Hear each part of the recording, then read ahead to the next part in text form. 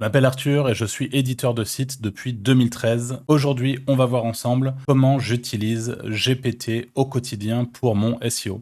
Donc, je vais vous donner 5 astuces pour peut-être essayer d'utiliser ChatGPT de votre côté. ChatGPT, vous en avez sans doute entendu parler. C'est honnêtement à mes yeux, et j'utilise l'IA depuis depuis de nombreux mois déjà. Pour ceux qui suivent mon blog ImpactIM, j'en ai beaucoup parlé sur ImpactIM dans de nombreux articles de mon utilisation de l'IA, de nombreux outils que j'utilise, etc. Et GPT est arrivé et ça a changé beaucoup de choses. Je vais vous expliquer aujourd'hui comment, du coup, moi je l'utilise dans mon quotidien, comment j'applique tout ce que je vais vous montrer au sein de mes propres sites, de mes propres stratégies, etc. On va commencer par la génération de H1 ou de titres, puisque généralement, de toute façon, je ne fais pas trop de distinction entre mon titre et mon H1. Ils sont similaires.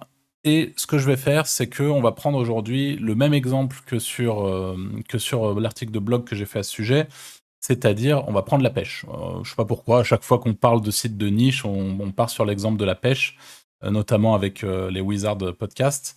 Donc du coup, la première chose dont on va parler, c'est de pêche, et plus précisément de pêche à la mouche. Et en l'occurrence, si je veux demander à GPT des titres des idées pardon, de titres pour la pêche à la mouche, c'est très simple. Donne-moi 10 idées de titres pour le sujet, de titres SEO généralement, pour le sujet la pêche à la mouche.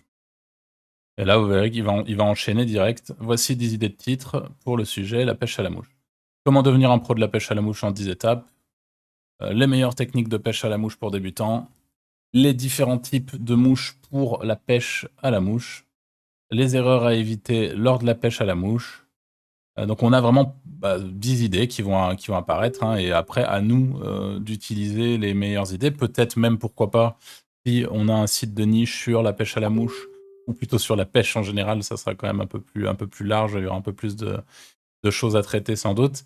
Eh ben, on peut potentiellement faire un article sur les meilleures techniques de pêche à la mouche pour les débutants, et puis après faire un autre article sur la pêche à la mouche en mer, les espèces à prendre en compte, en hiver, les bonnes pratiques. Enfin voilà, il y a plein de choses différentes. Donc là, en l'occurrence, si je me disais que j'écrivais un article sur la pêche à la mouche, je pense que celui-là est pas mal. Donc les meilleures techniques de pêche à la mouche pour débutants. Et à partir de là, moi, ce que je fais, et ça sera ma deuxième astuce, et c'est ce que j'utilise pour avoir des idées, ou ce que mes prestataires utilisent lorsque j'ai un besoin de contenu, je vais tout simplement lui demander, donne-moi 6 H2, titre H2 pour le sujet d'article,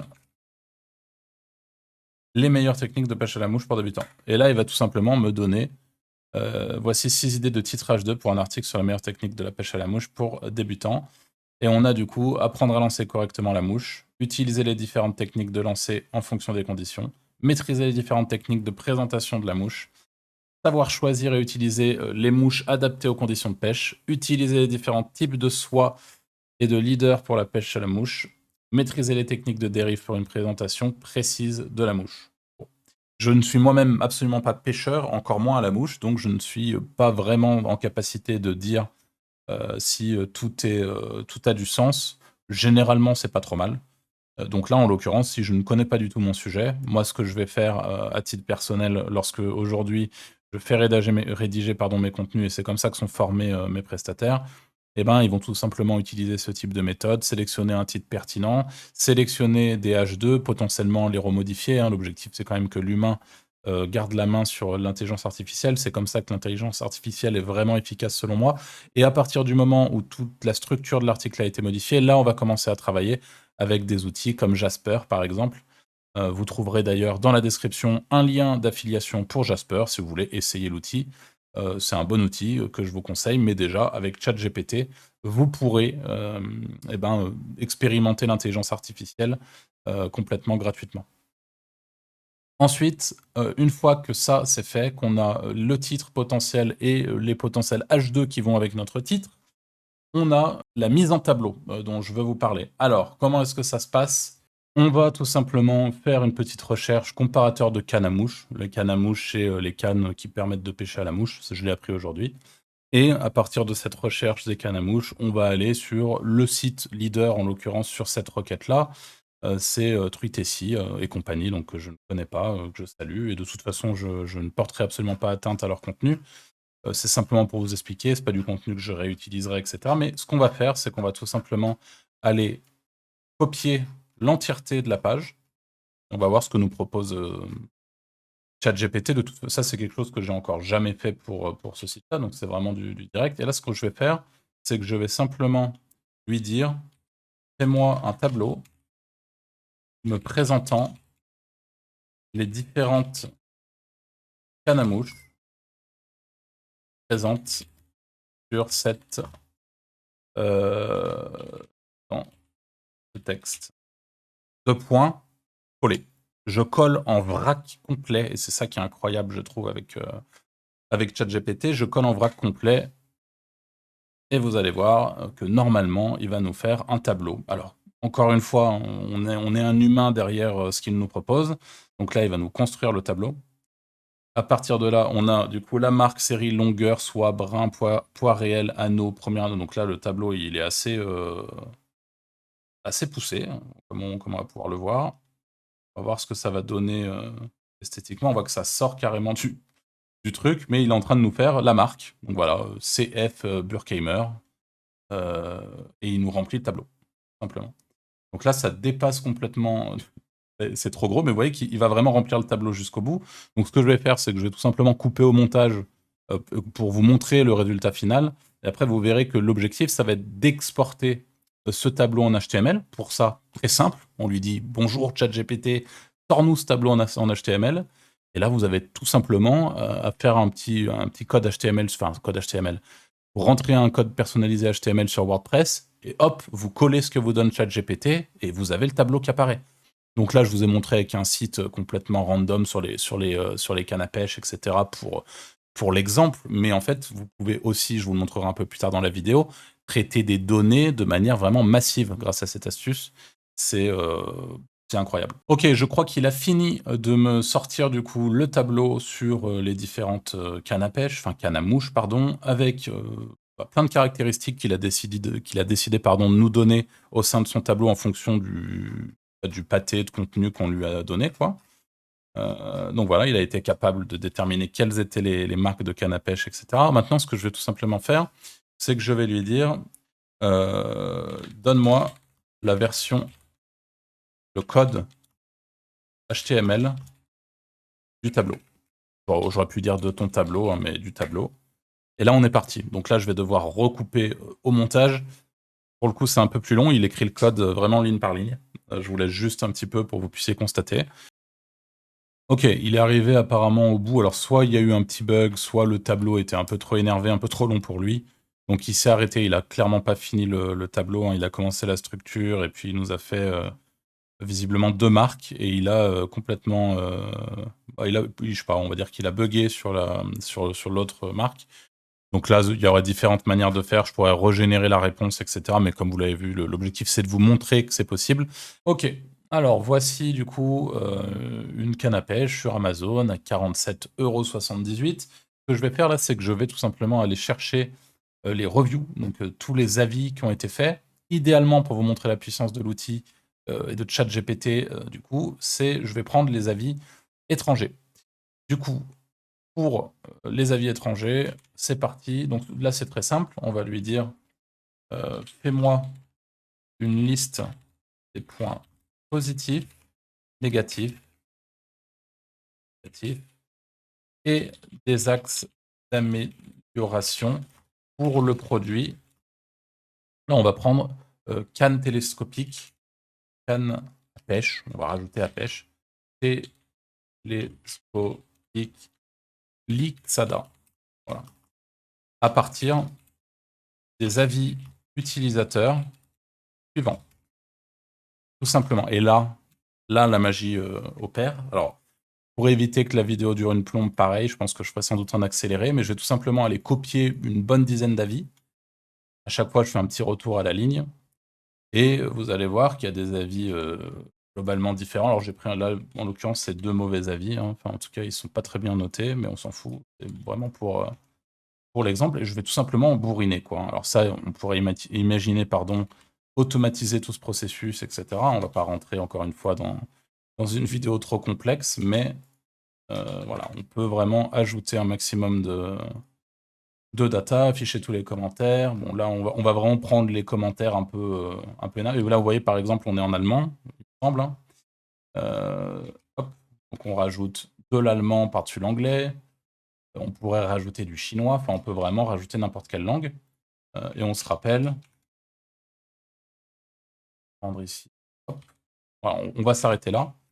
Et du coup, quand on remonte, on se rappelle du prompt initial. Fais-moi une liste des points positifs, négatifs et des axes d'amélioration pour le produit Canne à pêche télescopique Lixada à partir des avis utilisateurs suivants. 2 points, boum. Tous les avis utilisateurs. Et on pourrait littéralement en mettre 2000 hein, pour le coup. Point positif. La canne à pêche télescopique Lixada est légère et facile à transporter. Elle se plie à un format compact. Elle est assez robuste pour résister à l'utilisation régulière. Le moulinet est utilisable. C'est bien ça. La canne a permis à certains utilisateurs de pêcher avec succès, même avec des poissons de 2,5 kg. Le prix est abordable. Point négatif. La canne à pêche télescopique Lixada est de qualité inférieure.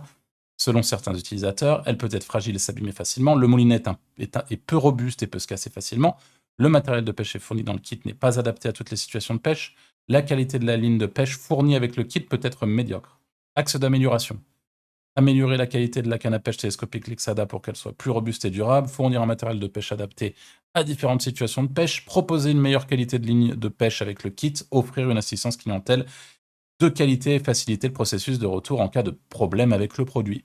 Bon, alors là on l'a fait avec très peu d'avis clients, différentes langues vous l'avez vu, mais je peux vous assurer que quand vous lui mettez en bulk 2000 avis clients et qu'il vous sort un petit résumé avec des points comme ça, positifs, négatifs, améliorations, quand votre métier c'est d'être éditeur de site et de faire de la review pour de l'affiliation sur des produits, vous êtes globalement assez content.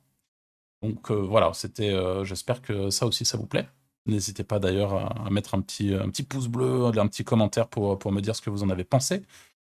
Et on va finir avec le dernier, mais pas des moindres, vous allez voir, ça concerne l'optimisation sémantique. Alors vous n'êtes pas sans savoir que l'optimisation sémantique de vos contenus, lorsque vous faites du référencement, c'est aujourd'hui primordial, plus que jamais. Et en fait, je pense que ce qui a changé la donne ces dernières années, c'est des outils qui permettent de faire de l'optimisation sémantique. Vous en avez plusieurs, plein en fait, mais vous en avez 2 que j'utilise particulièrement, que vous trouverez également en description si vous voulez jeter un œil et les tester.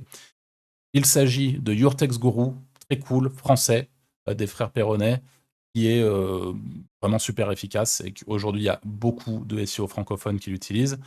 Et vous avez en plus côté un peu plus anglophone ou en tout cas un peu différent que je suis en train d'expérimenter en ce moment, Surfer SEO, vraiment très chouette aussi, différent dans son approche, etc. Et aujourd'hui, ce que je vais faire, c'est que je vais tout simplement me servir de ChatGPT pour optimiser du contenu en utilisant les recommandations de Surfer SEO. Voilà, je vais y arriver. Je vous laisse un petit instant, je vous retrouve juste après.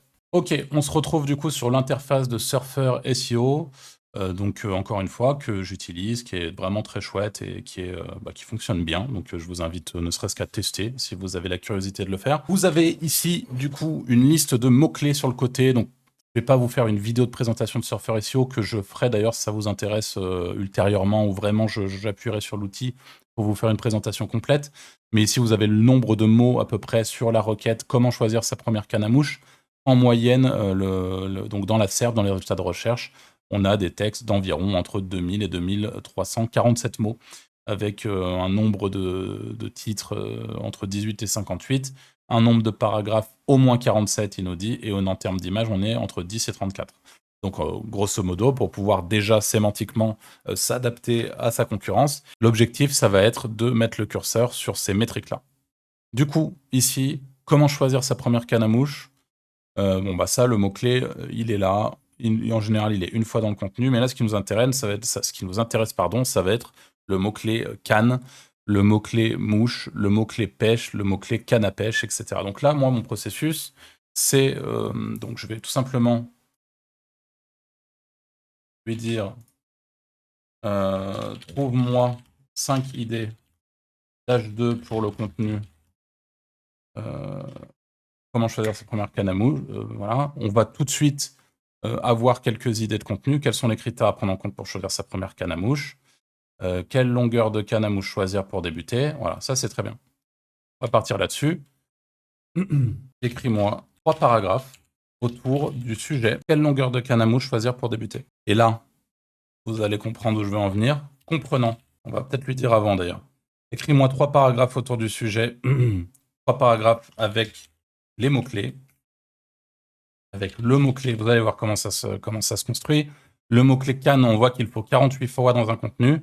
Donc en supposant qu'on ait, comme il nous l'indique, au moins 18 headings, donc au moins 18 titres, on va le mettre peut-être 4 fois donc avec le mot-clé canne, 4 fois le mot-clé canne. Ensuite, on a pêche à la mouche, on va le mettre 2 fois. Donc pêche à la mouche, hop, 2 fois le mot-clé pêche à la mouche. Et on va lui dire quoi? Une fois le mot-clé truite, une fois le mot-clé. Là, je vais inventer pour aller plus vite. Bot, une fois, 4 fois, 3 fois le mot-clé nature. Et une fois le mot-clé Pokémon. C'est pour vous montrer à quel point l'outil s'adapte. Pokémon et le reste, c'est derrière. Donc on va voir s'il nous fait quelque chose d'un peu plus pertinent. Donc lorsque l'on débute en pêche à la mouche, il est important de bien choisir la longueur de sa canne. En effet, une canne trop longue ou trop courte peut rendre la pratique difficile et décourageante. Pour trouver la longueur de la canne adaptée à votre niveau, il est recommandé de tenir compte de plusieurs facteurs. Tout d'abord, prenez en compte le type de pêche que vous souhaitez pratiquer. Si vous comptez pêcher des truites en montagne, une canne plus courte sera plus maniable et facile à utiliser dans les petits ruisseaux. En revanche, si vous visez des poissons plus gros en rivière ou en lac, une canne plus longue vous permettra de lancer plus loin et de mieux manier le poisson une fois qu'ils sont accrochés. Il est également important de tenir compte de votre taille et de votre style de pêche. Si vous êtes de petite stature, une canne plus courte sera plus facile à manier. En revanche, si vous avez l'habitude de pêcher en marchant ou en explorant de vastes zones, une canne plus longue vous permettra de couvrir plus de distance et de mieux lancer dans les endroits difficiles d'accès. Enfin, n'oubliez pas que vous équipez des bottes adaptées à la pêche à la mouche et de respecter la nature. La pêche à la mouche est une activité qui permet de se reconnecter avec la nature, de découvrir des paysages à couper le souffle, et qui sait, vous pourriez même croiser un Pokémon lors de votre pêche. Voilà, c'est une dinguerie absolue. Donc il a fallu le régénérer pour qu'on en arrive à ce niveau-là, parce que je sais pas, il m'avait pas tout sorti. Mais là, on a, pas si on a tout. Nature, il l'a mis 3 fois le mot-clé de nature, il l'a mis 2 fois. C'est pas, voilà, c'est pas parfait non plus, mais il nous a mis Pokémon déjà. Donc est-ce que c'est pas l'essentiel? Cannes, je vais redescendre tout en bas, hop, Cannes, 1, 2, 3, 4, 5, 6, 7. Donc là, on l'a 7 fois. Ce qui n'est pas grave, hein, on l'a vu, le mot-clé canne, dans tous les cas, il le faut un paquet de fois. Il n'y a pas de souci, mais il l'a mis plus parce que tout simplement, c'est son sujet. Donc il n'allait pas s'arrêter au nombre que je lui demandais, puisqu'il fallait qu'il traite du sujet. Pêche à la mouche, il l'a mis 3 fois. On lui avait dit 2 fois, même principe. C'est le sujet qu'il doit traiter, donc c'est pas déconnant. Pote, il l'a mis une fois, comme on lui a demandé. Le mot truite, est-ce qu'il l'a mis truite? Hop! Truite, il l'a mis. Pokémon, il l'a mis. Montagne, il l'a mis aussi, il me semble. Hop, on descend. Montagne. Ah, c'est parce que j'ai fait une erreur. Montagne, il l'a mis. Voilà, donc il a à peu près tout mis, en fait, hein. Donc ce qui se passe, c'est que vous imaginez la suite, hein, c'était un peu long. Je sais pas comment je vais me débrouiller au montage pour pas vous endormir. Mais quand vous utilisez, et aujourd'hui, je tiens quand même à le rappeler, si vous faites du référencement, si votre métier, c'est d'optimiser du contenu, d'optimiser des pages pour les faire monter dans les moteurs de recherche Google, si vous n'utilisez pas d'outils d'optimisation, c'est compliqué, en tout cas plus compliqué. Et si vous y arrivez sans ça, bravo à vous. Voilà. Et si jamais vous voulez tenter encore une fois, vous avez les liens en description vers Your Text Guru, Surfer SEO, avec normalement des avantages si vous passez par mon lien. Je pense que j'ai fait le tour de tout ce que je voulais vous dire. Moi, j'ai une tête un peu blasée alors que c'est absolument dingue, hein, ce que je suis en train de vous montrer. Honnêtement, j'hallucine de la puissance de ce truc-là. Mais quoi qu'il en soit, voilà, n'hésitez pas à me dire ce que vous en pensez en commentaire. J'espère que cette vidéo vous sera utile. Si vous en voulez d'autres dans le même genre, n'hésitez pas à me le faire savoir. Et puis on se retrouve très vite pour une nouvelle vidéo. Salut!